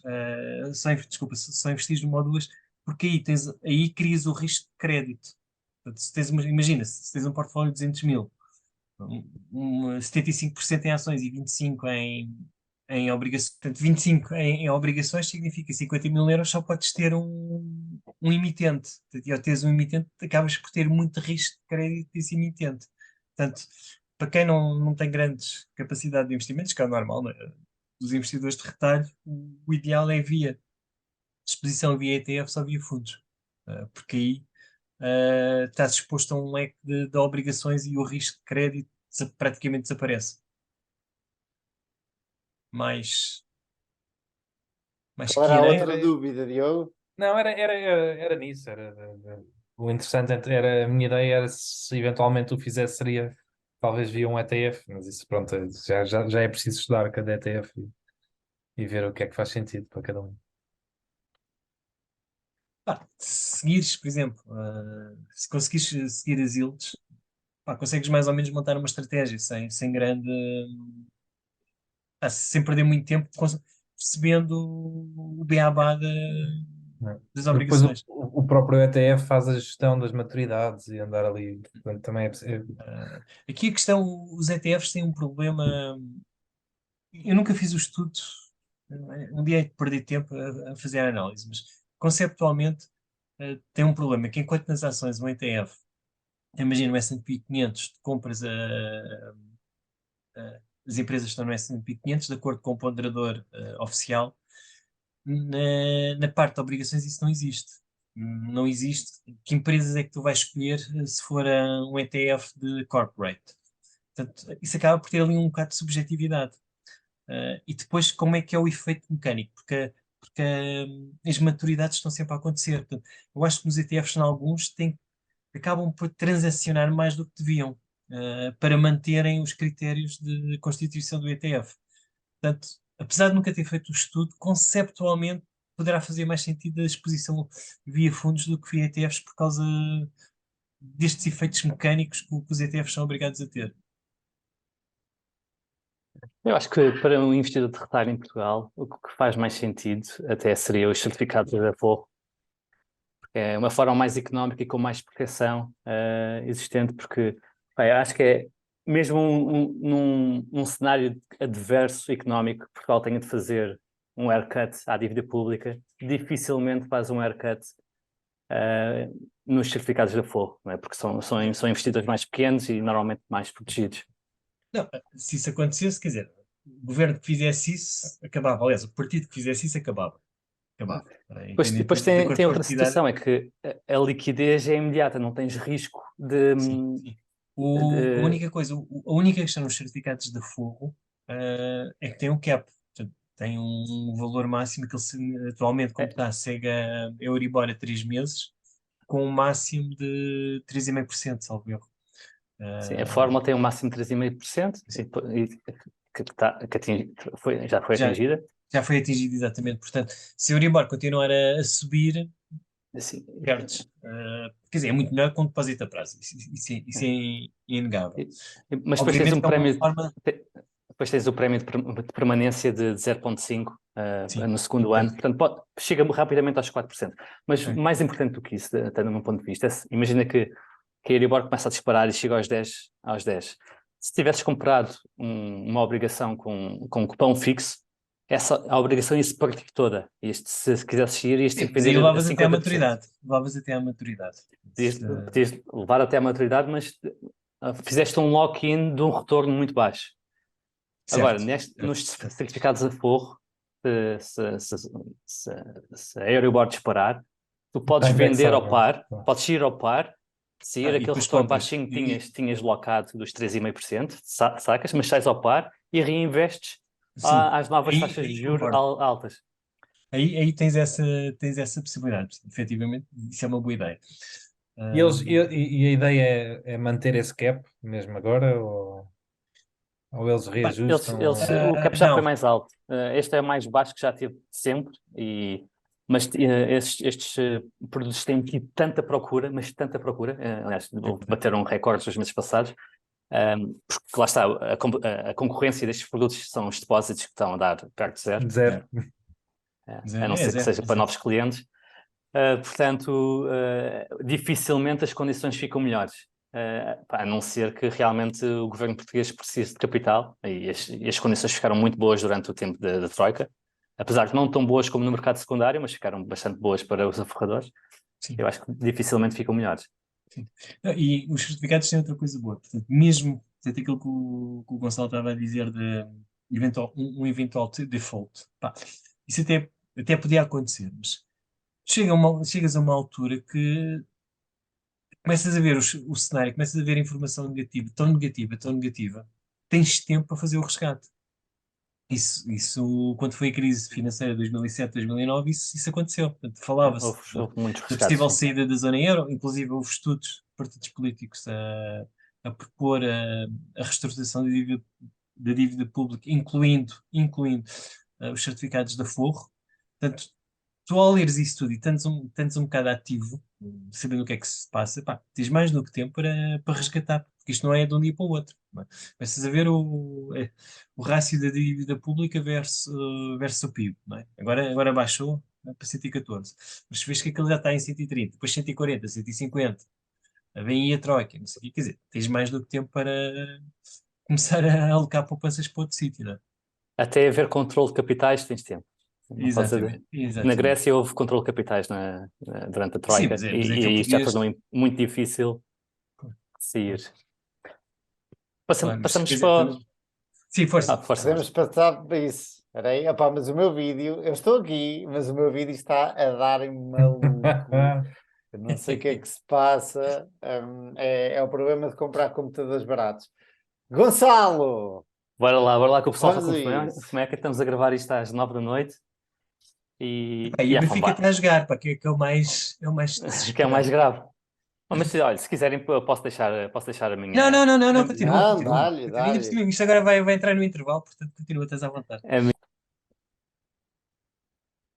Boa. Então, falamos um bocadinho sobre a importância de estar focado, que está a ser um bocadinho difícil de fazer aqui, porque há muito barulho à minha volta, mas vou fazer o meu melhor. Olha, só para Então, te dizer, eu vou pegando... tirar o meu vídeo, mas vou continuar aqui. Está bem, está bem. Obrigado. Por não nos abandonares, por enquanto. A importância de estar focado. Pegando aqui no artigo do Andrew Bosworth, ele é conhecido por Boss, aliás tem um blog chamado Boss, CTO da Meta. Ele começa por... Eu adorei fazer parte na Meta quando o Facebook era uma startup. Ele diz que trabalhava 180 horas por semana, não tinha nenhum hobby, não tinha tempo para comer de forma saudável, portanto ganhou imenso peso. Dormia com o telemóvel ao lado da cara, caso fosse necessário ir resolver problemas urgentes, o que acontecia várias vezes durante a semana. Muita gente, o pessoal ligava-lhe durante a noite para ele ir apagar fogos. E mesmo nos dias ou nas noites em que isto não acontecia, ele tinha de acordar a cada 4 horas para ajustar um conjunto de scripts que basicamente estavam a limpar o newsfeed do Facebook, que na altura tinha problemas com spam, então ele tinha, de 4 em 4 horas, ele tinha de ir ajustar isto para limpar o spam. E o Facebook, claro, estava nestas alturas iniciais, estava sempre no limite dos servidores, sempre no limite da memória e no limite de banda larga, mas tinha uma coisa boa de ser incrivelmente focados. O tempo deles era tão apertado que eles conseguiam perceber o impacto das coisas que faziam e notavam, lá está, o impacto que elas tinham e era sempre tudo urgente e importante. Depois ele dá o exemplo dos fire chats que o Marco faz com alguma frequência para responder a perguntas dos colaboradores. E as pessoas começaram ao longo do tempo a perguntar várias vezes porque é que o Facebook não ia ajudar esta boa causa ou aquela instituição sem fins lucrativos. E o Mark dava sempre esta resposta, que parece um bocadinho insensível, mas é o que ele dizia, que é, não, pá, não vamos fazer isso, porque... E não fazemos não por não querermos saber das boas causas, mas porque a vantagem competitiva do Facebook não é fazer boas doações. A nossa vantagem competitiva está no produto, está em fazer um produto que até é grátis para o utilizador e poderá ser usado por estas instituições para potenciar a sua missão. Mas com o passar do tempo, mais e mais pessoas, mais e mais empregados perguntaram ao Mark porque é que não apoiava esta causa, aquela instituição, e com o passar do tempo o Facebook foi tendo capital e recursos humanos suficientes para que decidir sobre algumas doações não fosse um compromisso demasiado grande. O trade-off já não era tão evidente. E como tantos empregados o queriam, o Mark foi cedendo. Pronto, e deixou de dizer não. E cada cedência individual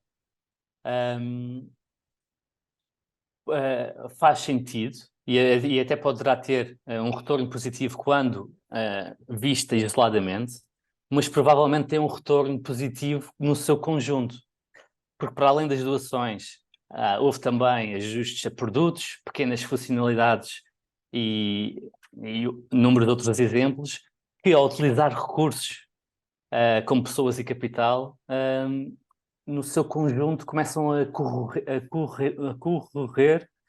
pronto, a partir o core do Facebook. Repetido isto centenas de vezes,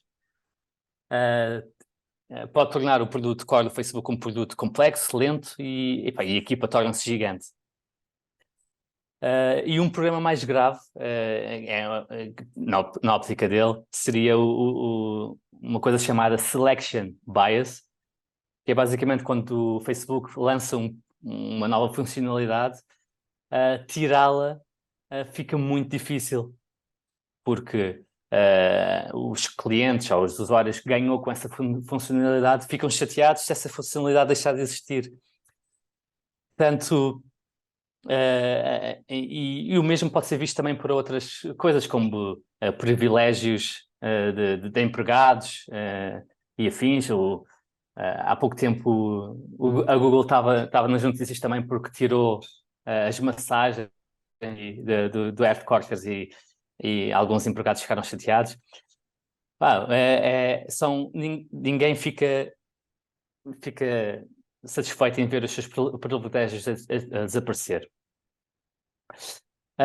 E ele termina o seu artigo a dizer que não sente falta de trabalhar numa startup e está grato por ter funcionários suficientes para que possa dormir uma noite bem dormida, mas sente falta de foco.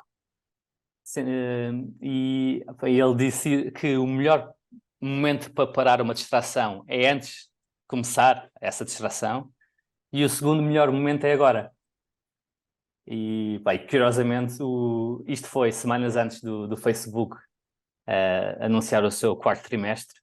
E o tema, se houve algum tema no quarto trimestre, foi um tema de foco, de controle de custos e um pouco regressar um bocadinho a estas origens de sentido de missão e de não esbanjar tanto como têm esbanjado. E a ação subiu 25% e muito por isto. Mas eu achei curioso esta ligação de voltar às origens sem ser completamente agressivo em tornar o Facebook de uma startup, que seria também impossível. Qual é a relação que tu fizeste aí entre o preço da ação e ele ter dito isso? A relação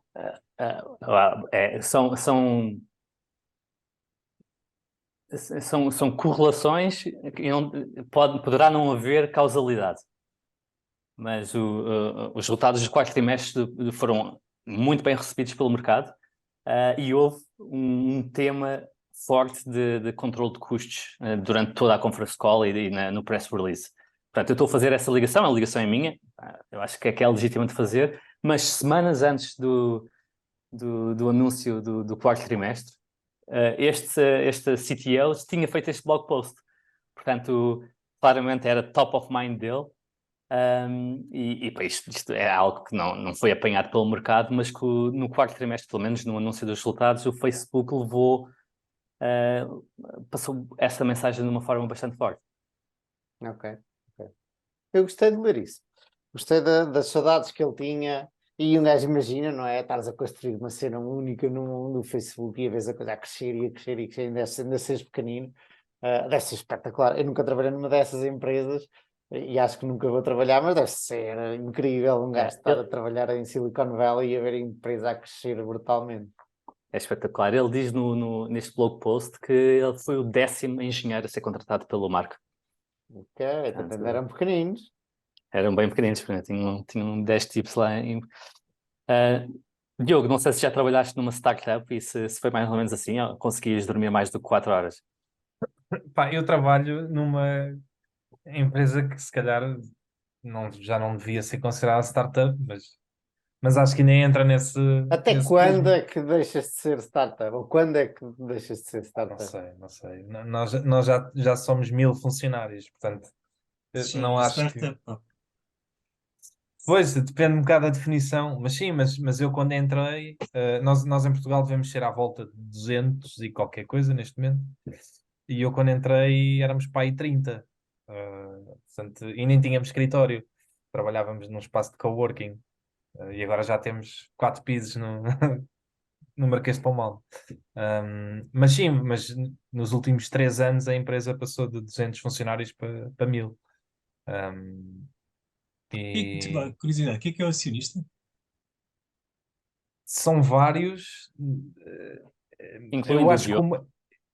incluindo o Diogo, exato, incluindo os trabalhadores. Ah, mas Não, os mas donos, eu acho pronto. que os dois maiores acionistas, o maior acionista, se eu não me engano, é o Bank of America. Pá, e a PIMCO também, acho que é a segunda maior acionista. Pá, no fundo, imagina, a empresa historicamente foi criada porque já havia a necessidade pela parte dos bancos de investimento. E então vários bancos se juntaram-se e financiaram a criação da empresa. E portanto a ideia sempre foi, como isto também é suposto ser uma plataforma para todas as empresas financeiras, a ideia é não estar preso a um banco, não é? E ter uma estrutura acionista diversificada, não é? E eventualmente entrar em bolsa, lá está, para dispersar e para não estar sobre a alçada de um banco. Mas sim, E o mas que, eu acho que a maior, se não estou enganado, é a Bank of America. e o que é que fazem? Pá, essencialmente é um marketplace, é tipo uma plataforma para gestão de investimentos alternativos. Um, e portanto, aquilo é entregue, pode ser entregue como plataforma nossa ou personalizada para depois os bancos venderem. Quem diz bancos diz firmas de investimento, financial advisors, firmas. Pá, agora há uma data deles diferentes, mais pequeninos, mas que sejam financeiros e que tenham clientes que tenham as condições e queiram investir no mercado alternativos. E portanto é uma plataforma que disponibiliza os fundos e que quem tem acesso a eles pode entrar dentro destes fundos. Mas é tudo muito private equity e sei lá, Real estate. infraestruturas. Exatamente. Mas pronto. Na Europa ainda é pequenina, nos Estados Unidos são gigantes, a Europa já temos alguns clientes, mas está a começar agora. Mas a gente está a fugir do tema do Gonçalo. Desculpa, Opa, vamos. Olha, tranquilo. Começa a apostar a fome. Pá, eu já tenho um McDonald's a vir, já estou a vê-lo a vir de bicicleta para a minha O casa. Uber Eats, não? Já Já chamaste o Uber Eats. tenho 8 minutos. Pá, Eu hoje tenho por aqui acaso, desculpa lá, antes disso, eu estive com um amigo que trabalha em M&A em Londres e ele estava-me a dizer, a mulher dele trabalha em private equity lá em Londres também, ele estava-me a dizer, pá, um gajo em M&A ganha muito, ele é da parte legal, nem tanto da parte dos números, ganha muito e há muita malta a ganhar muito dinheiro, mas a malta de private equity, ele a dizer, se eu soubesse o que sei hoje, mas mesmo assim não conseguia chegar lá. Ele diz, pá, estás aos 32 anos e ganhas bónus de milhões, tipo 3 milhões e 4 milhões, diz o gajo. E depois diz, é uma cultura, é uma cultura, não sei se é a palavra certa, mas é tipo um grupo muito restrito, é tudo malta de Harvard, que já tinha dinheiro de família, de Harvard e de algumas assim, já tinha dinheiro de família, que já foram encaminhados pela família. Portanto, é assim um grupo dentro da malta das finanças em Londres, e suponho que nos Estados Unidos a mesma coisa, à parte de todos os outros, em que ele se insere. E ele diz, opá, e tu queres entrar, mas não é, nunca consegues entrar, bem, passam férias juntos, as famílias são todas semi-amigas e tudo. Portanto, existe isso que eu estava completamente de fora, não é? Não conhecia esta realidade deste mundo financeiro. Só para saber, foi só um detalhe. E agora, Gonçalo, Pronto. Este é o meu tema, a importância do foco. E eu acho que, ao ler o artigo, também me lembrei um bocadinho da tua decisão, não é? O teu all-in real estate. pode ser, E pode ser, pode ser acho que é um bom paralelismo, né, a minha imagem de marca. a tua imagem marca. Não, mas a tua necessidade de focar e o fazer as coisas com o máximo Pé juntos. foco, a pé juntos, entrar a pé juntos, lembrou-me isso também. Não E sei agora, se quem é que reviste um pouco. revejo-me completamente nisso e se calhar all in real estate não é má ideia. Mas quem é que vai ficar responsável agora da parte técnica? É. Eu recomendo-vos Eu uma acho que coisa. podíamos revezar. Eu acho que podíamos revezar. Eu recomendo-vos uma coisa antes de Mas mais, que é pagar pelo Zoom, porque senão vão ter que estar. Eu acho, posso estar errado, que nenhum de vocês sabe trabalhar com, por exemplo, Premiere ou Final Cut, que é uma coisa básica, que é só colar os clipes os vários clipes do Zoom e depois exportar e tal. Mas o ideal para não terem esse trabalho é mesmo pagar o Zoom e tem o coisa todo seguido ou então pagar alguém para fazer isso ou dar a alguém para fazer isso amigo. Bom, é isso, essa é uma. Porque depois o resto é fácil. Mas pronto, vão-se revezar a isso, Diogo. por mim, sim. Pá, eu não tenho competência técnica, se me derem formação, talvez, mas Pois não. é isso. Podias deixar aí um tutorial. Isso! E um Manuel. dia estava a pensar, este podcast podia durar anos e anos e anos, mas depois, à medida, sei lá, vocês não iam querendo fazer, imagina, ia ficando com outras equipas, era um podcast com mais longevidade. Diz-se longevo, não? Longo? Não sei. Longo. Longevidade. Mas eu quero cá É, vir depois, quando souber assim, do mercado imobiliário e condições, quero cá vir também dar um Lamiré. Espero que me convidem. Daqui a boa. um ano ou assim. Mas faz lembrar um bocadinho aquele anúncio dos Patek Philippe, não é? Tu nunca tens um Patek Philippe, só o guardas para a próxima geração. Isto é basicamente este podcast, não é? O pessoal só está aqui de passagem. É Mas eu bom. quero ouvir esse podcast de imobiliário. Esse episódio connosco. Não, não queres ouvir, tu vais cá estar, não é? Está bem, sim, mas vou sugar desse conhecimento. Sim, com tempo, com tempo. Bom, meus amigos, considerações finais. Eu quero fazer uma consideração final. Foi um prazer muito grande estar convosco, fazer estes 90 episódios e conhecer-vos e aprofundar a relação, especialmente com o Diogo e com o Gonçalo, com o Pedro menos, mas também te conheci à pala disto e à pala do Luís, talvez, Jordão. Foi espetacular e eu vou sentir falta destas conversas. Eu acho que até podíamos. Olha, o Diogo já está a soltar uma Ah, lágrima. podes aparecer, quer dizer, não podes faltar um dia, mas podes vir na semana a Não, não, seguir, quer não. O dizer, que eu vou propor já é fazermos aí umas jantaradas e por aí fora, os get-togethers, porque são sempre fixe. Portanto, podemos já começar a pensar para a semana, para a outra, quando nos der jeito, irmos jantar fora ou almoçar fora. Pode dizer, olha, tão bonito. Mas pronto, mas já não dava. Eu já notava nos últimos episódios, já comentei isto, que já não estava a ter. Como já tinha que me forçar a ir procurar e já não estava a procurar ativamente e estudar ativamente, já não estava a ter o input que devia ter para isto manter a mesma qualidade. A que habituámos as pessoas, não é? Os nossos ouvintes.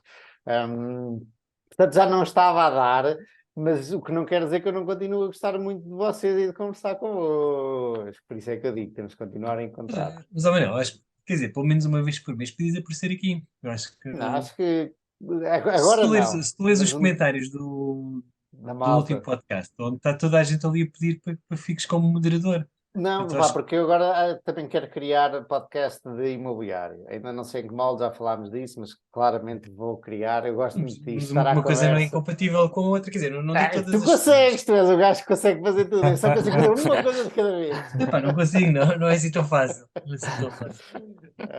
Portanto, olhem, o Uber já está a chegar aqui. Foi um Ok. prazer. E a todos os ouvintes e espectadores que nos seguiram, por isto tudo, um abraço. A maior parte são homens, portanto, um abraço a todos. Se houver Nós mulheres, tivemos ou um quem quiser espectador que uma beijinhos. vez veio do Porto, meu, para viver uma Imperial connosco e voltou. Coimbra, Nossa, foi de pois Coimbra. é. Foi de Coimbra. Ou de Coimbra, Não, é não, verdade. ele é de Coimbra, mas veio do Mas veio Porto. do Porto. Sim, Ah, sim, é? trabalha Não no era o Porto. contrário. É, Portanto, exatamente. portanto, um abraço a todos e se quiserem, continuem, podem entrar em contato comigo para o que quiserem, seja imobiliário, seja ações, seja bater bola, seja ir beber uma cerveja, seja o que quer que seja.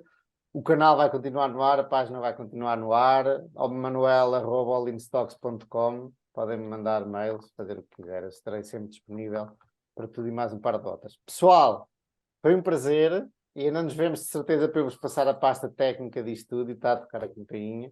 Um bom fim de semana. Um grande abraço e bom Abraço a apetite. todos. Tá, E boa. Pedro, as maiores felicidades e a Obrigado. maior das sortes e tudo de bom para este teu novo cargo. Leva a bandeira, leva o estandarte com toda a Ok. energia, Bem, meu isto é caro. muita responsabilidade, não é? Estar-te a substituir é muita Ah, responsabilidade. não é substituir, é outra coisa, é outra coisa. Malta, grande abraço. Grande abraço. Fiquem bem. Vá. Tchau.